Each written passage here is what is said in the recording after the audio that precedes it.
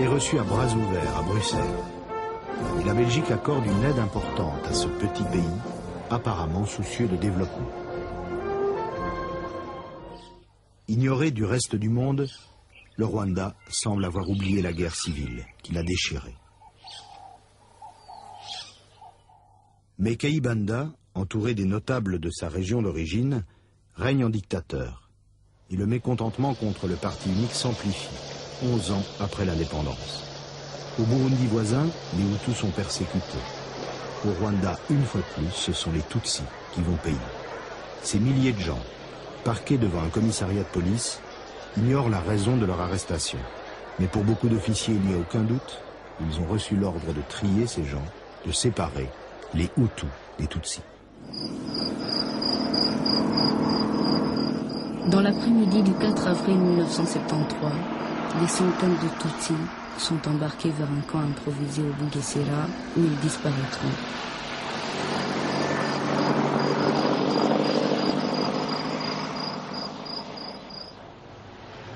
Les coopérants militaires belges sont là. Ils sont intégrés à l'armée nationale rwandaise, où ils occupent des postes de commandement.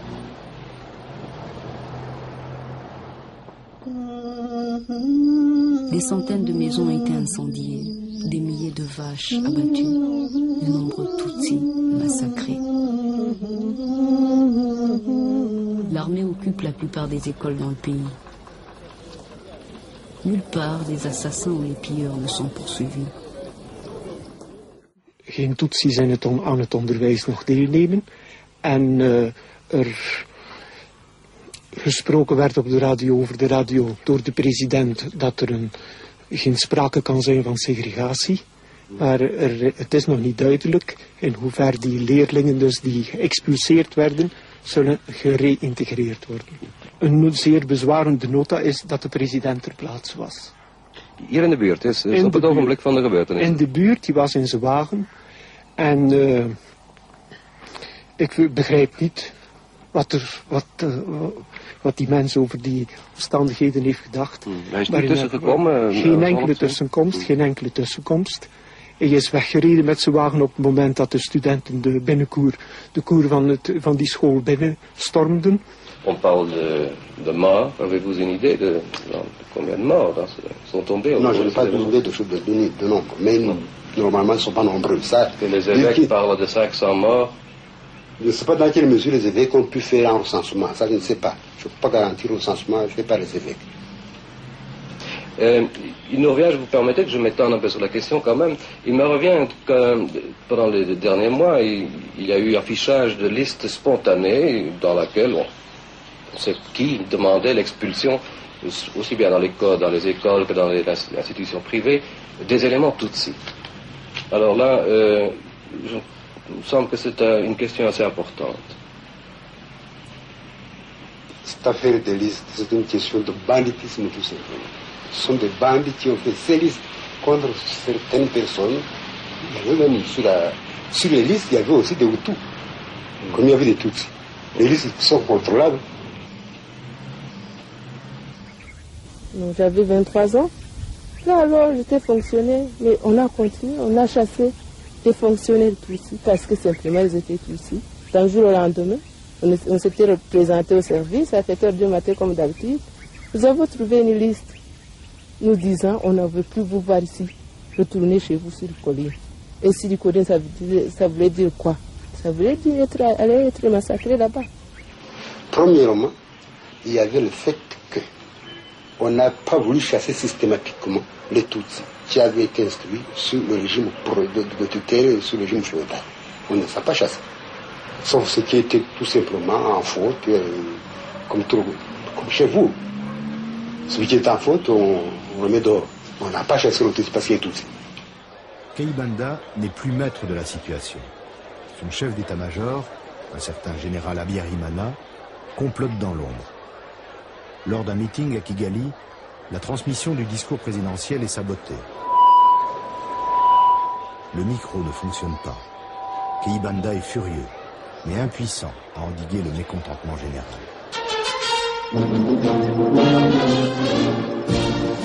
Juillet 1973. Le général Habyarimana prend le pouvoir à la faveur d'un coup d'État militaire. Il assigne Kayibanda à résidence et fait périr les anciens leaders. C'est la Deuxième République. L'ordre règne à nouveau à Kigali, un ordre militaire. Comme son prédécesseur, Habyarimana donne satisfaction à la Belgique, son principal bailleur de fonds. Je me refuse personnellement à croire à cette équation que multipartisme égale démocratie et que monopartisme égale absence de démocratie. Et je crois que on définit la démocratie à partir du moment où le pouvoir est exercé en associant le peuple. Jean Birara, alors gouverneur de la Banque nationale rwandaise, raconte. Habyarimana était considéré ici comme un saint homme. Et on a oublié qu'en fait cet homme-là n'a fait que rendre leur image aux Européens. On voulait qu'il soit un saint homme au lieu que ce soit un chef d'État. Bon, il a été un saint homme. Habyarimana donne le change. Il se drape dans les oriflammes des processions et des réunions de prière. Et les hautes autorités religieuses soutiennent sans réserve son pouvoir dictatorial. L'archevêque de Kigali, Monseigneur Vincent Nsengiyumva, est membre du comité central du parti unique.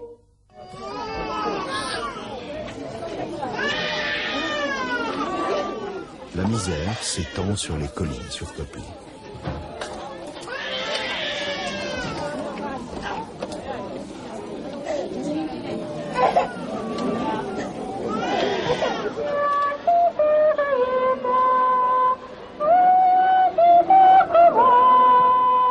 Alors, à point nommé pour détendre la situation, la Vierge apparaît à Kibeho, dans le sud du pays, où les gens meurent de faim.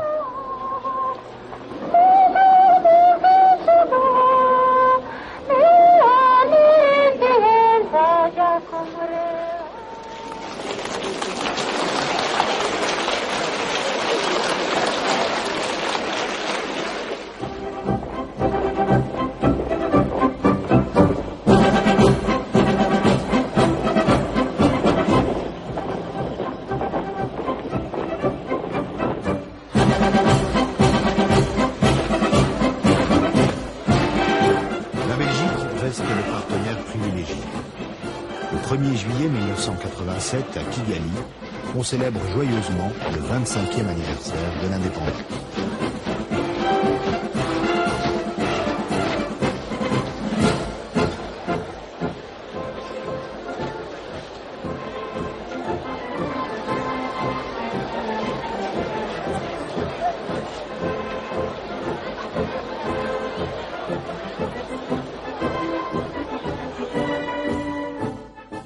Le général Habyarimana sympathise avec le président Mitterrand, qui l'assure du soutien militaire de la France.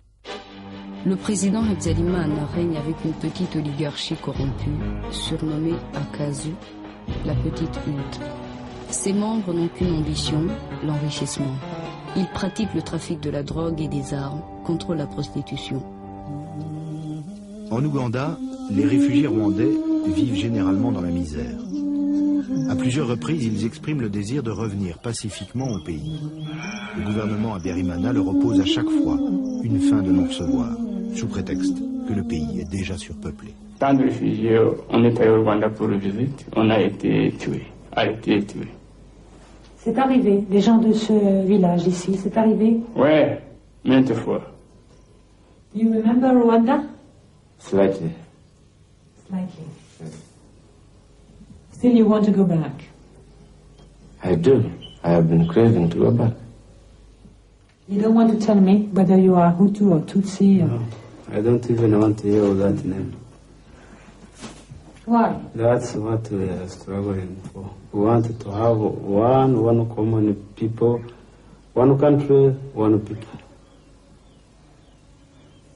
We don't want any segregation.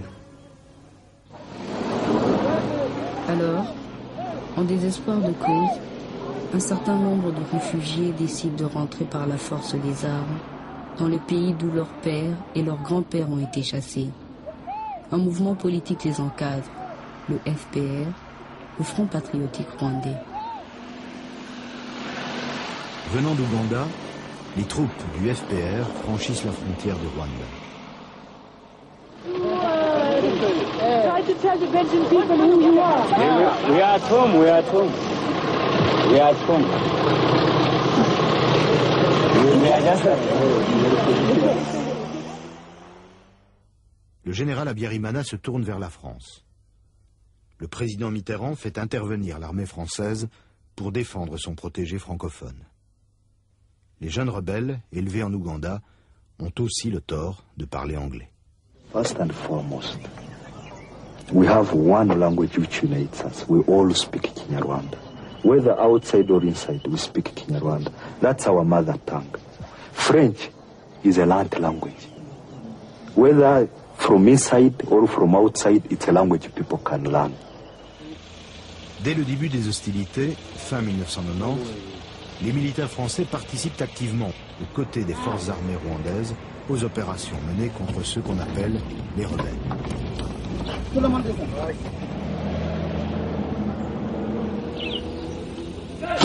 Hey, il faut pas fumer, hein? Le président Habyarimana sollicite aussi l'assistance militaire de la Belgique. Le gouvernement belge hésite, recherche une solution négociée entre les diverses parties. Il envoie des paras pour rapatrier les ressortissants belges qui désirent quitter le Rwanda. Les arrestations arbitraires se multiplient à Kigali.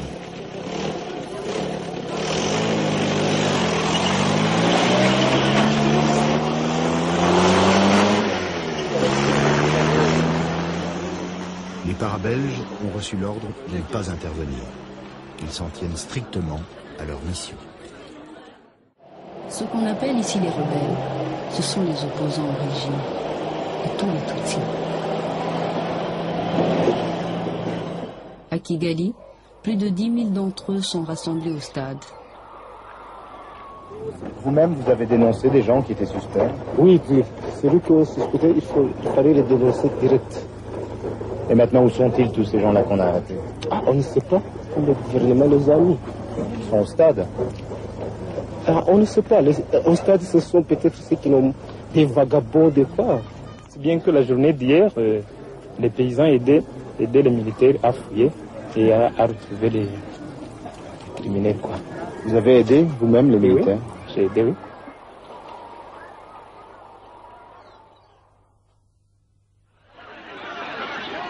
Sous la pression du FPR, de l'opposition intérieure et des ambassades étrangères, le régime Habyarimana lâche du lest.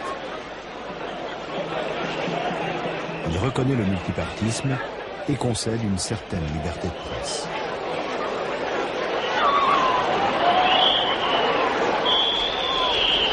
En apparence, le processus démocratique est en marche.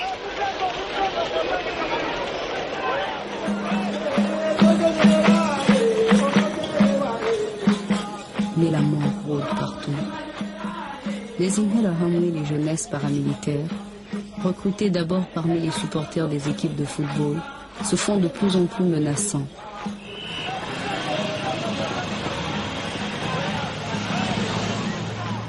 Ils apportent leur soutien au parti gouvernemental qui proclame son attachement au général Habyarimana. Ils massacrent les Tutsis avec jubilation dans plusieurs régions, à diverses reprises. Ils ne tuent pas aveuglément.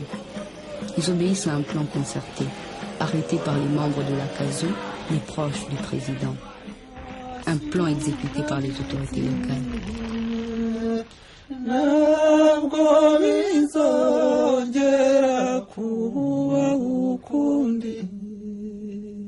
Les Tutsis du Bugesera sont massacrés après un appel au meurtre lancé par la radio nationale.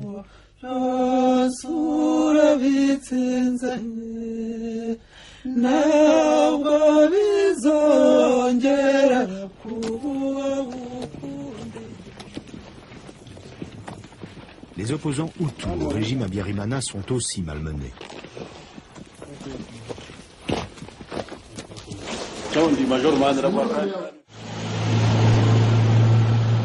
On en apprend des choses à la prison centrale de Kigali. D'abord, la libération de centaines de prisonniers de droit commun.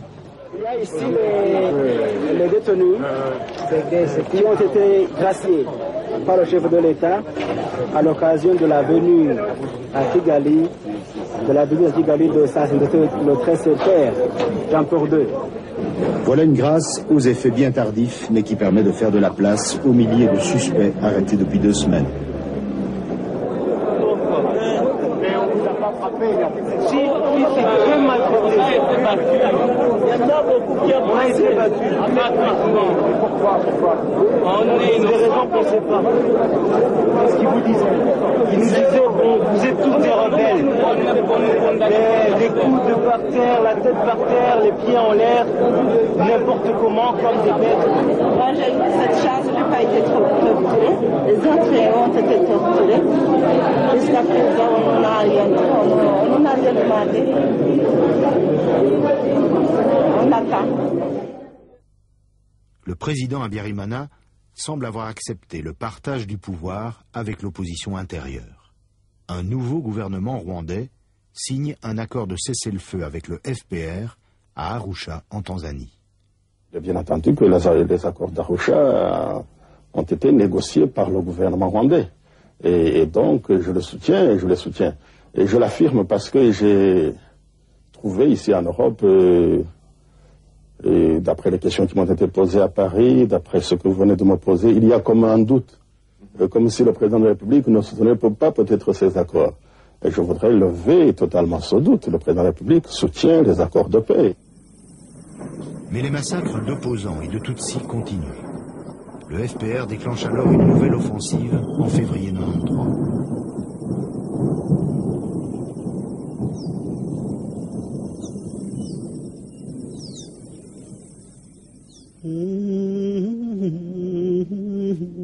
Près d'1 million de paysans fuient le nord du pays pour se rapprocher de Kigali. Un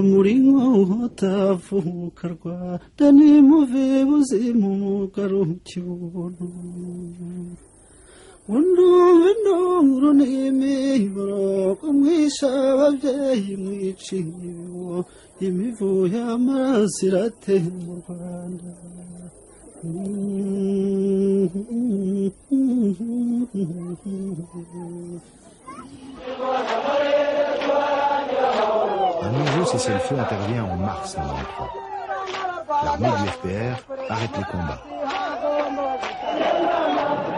Son chef, le général Kagame, entre dans le jeu politique. Le président du Front patriotique rwandais est un Hutu, Alexis Kanyarengwe. L'ensemble des accords de paix est signé à Arusha au mois d'août.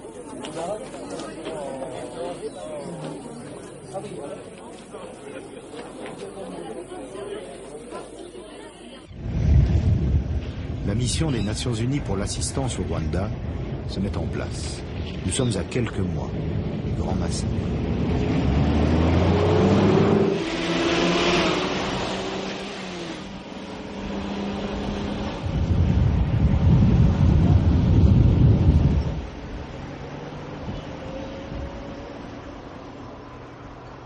La machine à tuer s'installe. Dans chacune des 146 communes du Rwanda, de 200 à 300 hommes en armes sont prêts à entrer en action. 1 pour 10 familles environ.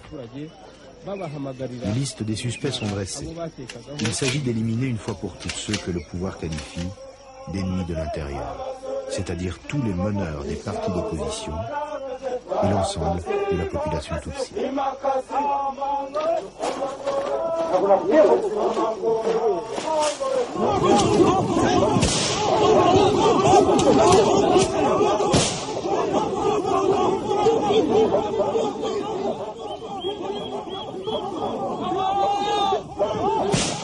La presse locale appelle à la haine raciale, en rappelant le temps où Kayibanda vint à bout des cancrelats.